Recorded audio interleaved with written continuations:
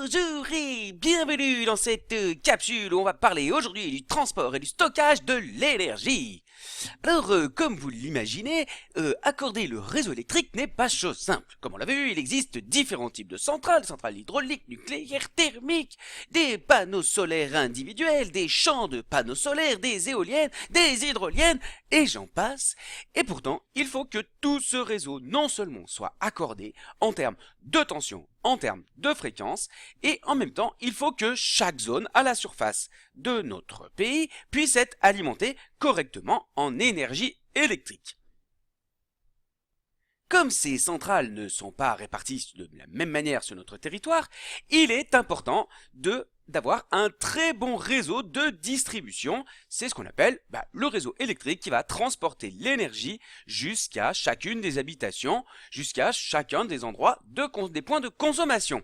Alors pour cela, on a besoin de lignes électriques qui ont des niveaux de tension différents, mais attention, ce qu'il faut savoir, c'est que ces lignes électriques perdent de l'énergie.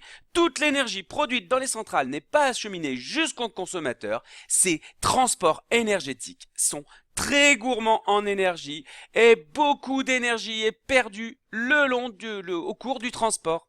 D'où, ce sont ce qu'on appelle les pertes en ligne. D'où l'intérêt des micro-installations très proches des lieux de consommation, comme par exemple les panneaux solaires que vous avez sur vos maisons.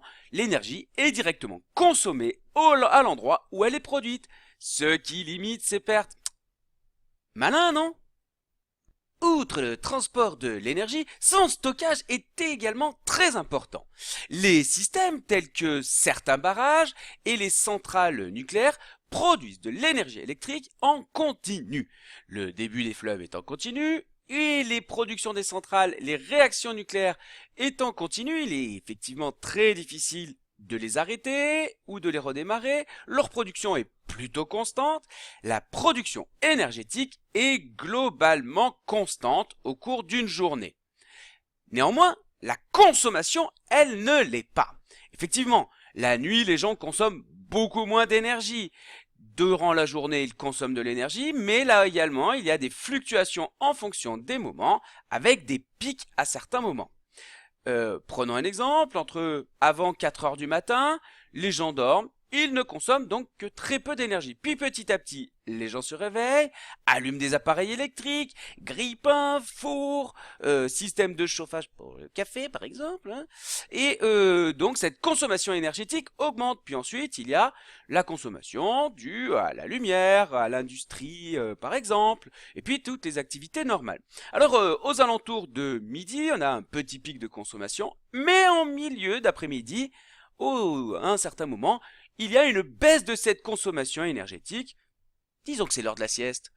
Et donc, quelques heures plus tard, cette consommation réaugmente, jusqu'à atteindre un pic le soir. C'est le fameux pic de 19 heures. C'est le pic où tout le monde allume des fours, mais commence à préparer à manger, allume la télévision pour regarder le journal télévisé, etc. Et puis petit à petit, l'activité des gens diminue, puisque petit à petit ils vont se coucher. Et jusqu'à un moment pendant la nuit où c'est reparti pour un cycle, hein, les gens dorment et consomment de moins en moins d'énergie. Voilà. Alors qu'on a une production quasi constante, comment répondre à ces fluctuations de consommation d'énergie ? Alors, par exemple, les systèmes tels que les éoliennes ou les panneaux solaires, eux, sont tributaires du climat. S'il n'y a pas de vent, pas de production énergétique. S'il n'y a pas de soleil, pas de production énergétique non plus.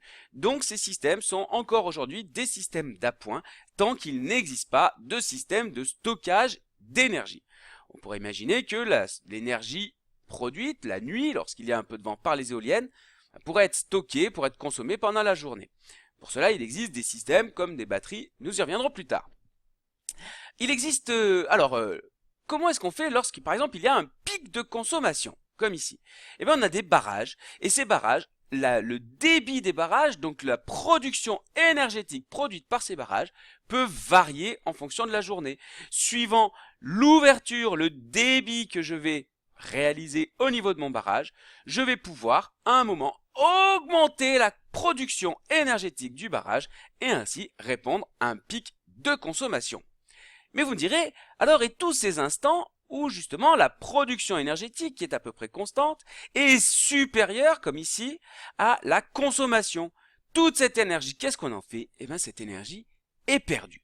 Enfin, ou presque.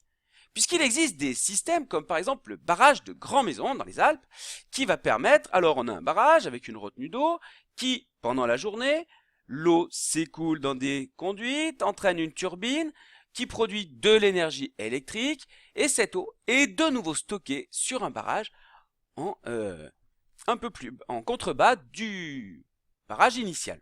Alors, pourquoi est-ce qu'on restocke cette eau ici? Eh bien, lorsque le barrage a produit de l'énergie, en fonction des pics de consommation, soit une énergie constante, soit une énergie plus importante au moment des pics, eh bien ces barrages, tels que celui de Grand Maison, a la possibilité, au moment où il y a les centrales nucléaires qui surproduisent de l'énergie, par exemple dans cette zone-là, eh bien l'énergie qui est produite va être utilisée par un système d'aspiration ici. On récupère l'eau qui est stockée dans le barrage qui est là, et grâce à un système de pompe, on remonte cette eau en direction du réservoir qui se trouve plus haut. De cette manière, on augmente le volume d'eau stockée dans ce réservoir, ce qui permettra de répondre à un moment à un pic de consommation énergétique. Malin, non? Alors à plus petite échelle, il existe d'autres moyens de stockage de l'énergie pour les petits appareils. Vous les connaissez, ce seront les batteries et les accumulateurs qui vont transformer de l'énergie chimique en énergie électrique. Et puis, pour l'avenir, on est en train d'envisager de nouveaux systèmes de stockage d'énergie, comme par exemple le dihydrogène, où on imagine, on rêve déjà de voitures qui ne rouleraient non pas grâce à des énergies fossiles, comme de l'essence ou du pétrole, mais grâce à du dihydrogène. Alors, le dihydrogène demande à être produit, et une fois qu'on a produit ce dihydrogène par différents moyens, on peut alimenter ce qu'on appelle des piles à hydrogène. Mais là, je vois la question qui vous brûle l'esprit. Vous souhaitez en savoir plus sur les piles à hydrogène? Allons-y tout de suite.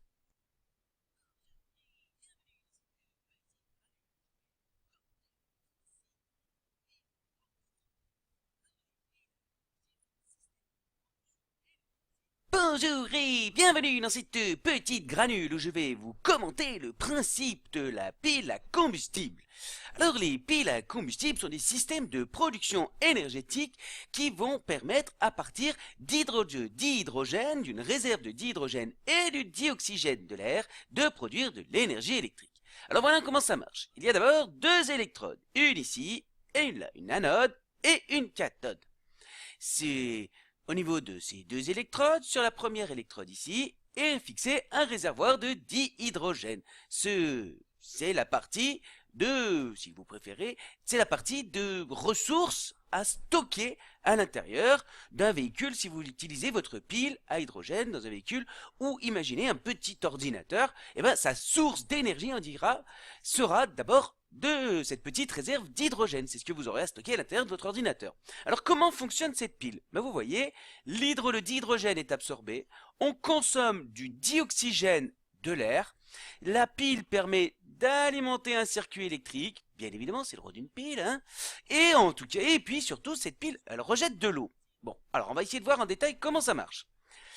D'abord, le dihydrogène ici est capté. Il traverse un ensemble, vient ici au contact de la première électrode, et sur cette électrode, le dihydrogène H2 est dissocié en deux ions H+, et deux électrons. Ces deux électrons, la membrane qui se trouve ici, a la propriété de ne pas laisser passer les électrons, mais seulement les ions H+. Les électrons vont donc devoir circuler dans le circuit électrique qui se trouve ici. Alors, pour pouvoir circuler, ces électrons vont devoir être captés. C'est le rôle de l'autre électrode. Alors, au niveau de l'autre électrode, on a ces fameux électrons qui arrivent ici, les ions H+, qui ont traversé l'électrolyte, et puis on a nos fameuses molécules de dioxygène qui arrivent ici. Et bien, au contact de cette électrode ici, ces trois éléments vont se combiner, vont se recombiner pour former deux molécules d'eau. C'est la fameuse eau qu'il va falloir rejeter ici au niveau des systèmes d'évacuation. Alors on peut imaginer que si on a un ordinateur qui fonctionne avec ce type de pile, il faudra lui injecter un peu de d'hydrogène, il devra avoir un petit réservoir de dihydrogène, et également ces ordinateurs, ou téléphones portables, appareils portables en tout cas, qui contiendront ce type de pile, devront rejeter de l'eau. Voilà, voilà comment on peut résumer le principe de fonction.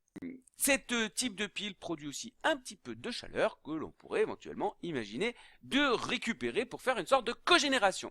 Voilà, je remercie le site du CA pour sa superbe animation. Voilà, donc il existe encore d'autres types de systèmes qui permettent de stocker ou de transporter de l'énergie électrique. Ça sera tout pour nous pour cette dernière capsule. N'oubliez pas de compléter votre questionnaire en ligne. Et puis moi je vous dis à plus en classe.